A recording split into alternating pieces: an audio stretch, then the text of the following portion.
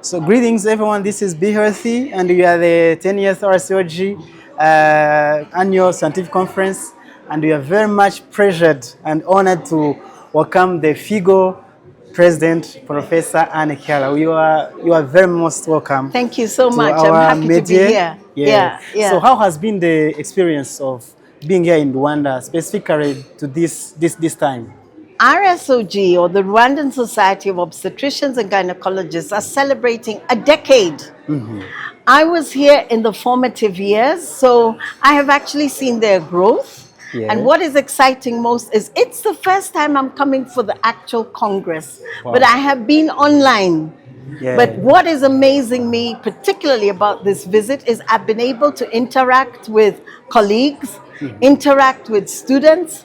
Sure. I've been able to visit your fantastic Center of Excellence in Minimal Invasive Surgery. And even, yes. Wow. And even gone to the Rwandan Society office.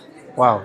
Now, those are milestones. Wow. As if that's not enough. We've had scientific sharing that has gone on, particularly from the indigenous Rwandese colleagues, from Congo, from Africa, from global. Sure. So I think the sharing that has happened of evidence-based practices has even given us room to rethink. How can we actually make this a more productive, a strengthened approach in which people can share in this practice and discipline? Yeah. The last thing that really has touched me most, particularly about this Congress, is to actually see having fellows that are coming up. Wow. So we have fellowship in oncology, we have fellowship in maternal fetal medicine, and we have fellows who have actually completed minimal invasive surgery. Sure. I think in the current world, it's not enough to just be a basic general gynecologist, but to really specialize all the more, to be able to have centers of excellence, hopefully providing quality care that women so deserve. Wow. Wow, yes. That's awesome. Yeah. What's the FIGO doing to help these local associations like the RSOG to do better of what they should be doing? Okay, so we've had the science. Yes. So we have been sharing evidence-based practices. But I must say I've just walked out of a meeting before their AGM. At 10 years, I have asked them the question, 10 years, so what?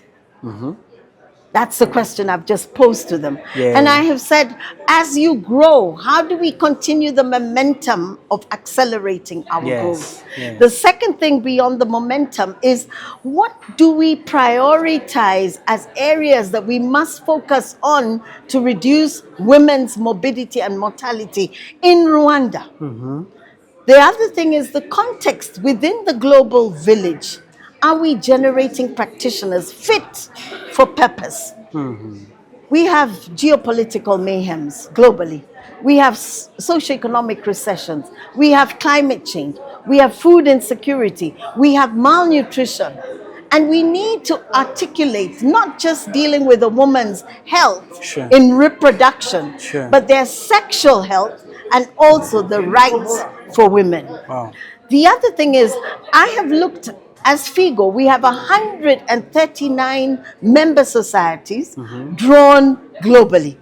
Wow. Rwanda is one of them. Wow. So how can we twin regionally in Africa, also get into South-South collaboration, and globally even to have better lessons learning? We shouldn't think of taking baby steps, but how can we be catalytic? And this, I really see it through the resident program training. Yes. I see it through experts coming in and sharing their expertise on a voluntary basis, because those who work in FIGO are principally on volunteer basis. We have 22 scientific committees which address different subdisciplines within obstetrics and gynecology. So how do we draw from that evidence that is generated, from the guidelines being generated, from the policy environment, from implementation research? How do we get into co-granting, even as member societies, and particularly knowing the need is most, particularly being African, in sub-Saharan Africa? And then advocacy. How do I advocate for women's health at the level of the Ministry of Health, At the level of your RBC, I am pleased. This whole week I've been working and sitting together with them and even challenging them and challenging myself with academic personnel and researchers, with people from the global public health. And then having even visited hospitals, it then becomes realistic for me to actually know where is the need needed and what can we do together as a collective. So I'm really pushing that agenda, even as I had this meeting with them just before their AGM. Wow.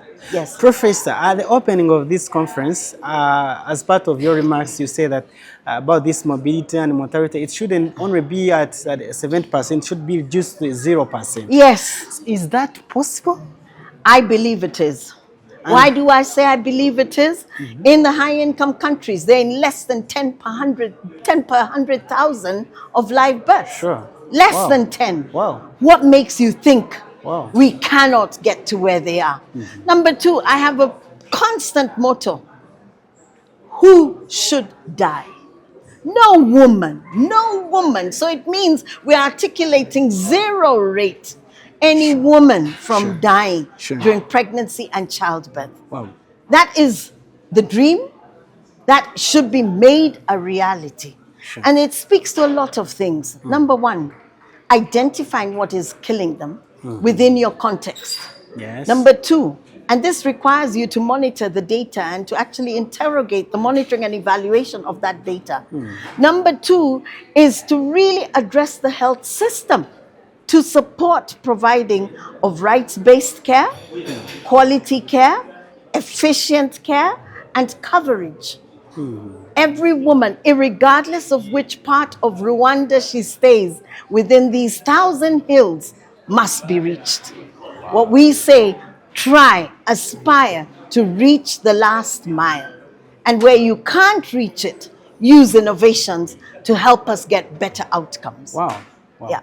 As a conclusion, what should be the take-home message to the people, especially the gynecologists and everyone who attend this conference? I want to start by saying, Rwanda, you're doing well. When I look at the maternal morbidity, mortality, neonatal morbidity and mortality, your statistics are coming down, and progressively so. But we haven't reached the target for SDG. We have less than 6 years to go. We need to look at ways of accelerating that progress. And it takes you, it takes me to pull together to actually make that a reality. Number two, we shouldn't lose sight. We are the pinnacle doctors in women's health. And when I say women's health, even women's reproduction, we are responsible for the citizenry being produced in Rwanda for tomorrow. So we need to be very, very intense in making sure you give the best you have so that we have healthier outcomes for both the mother and the baby. We must have a healthy nation so that we can also generate wealth and development of Rwanda. Thank you so much for your time. You're welcome. Thank you.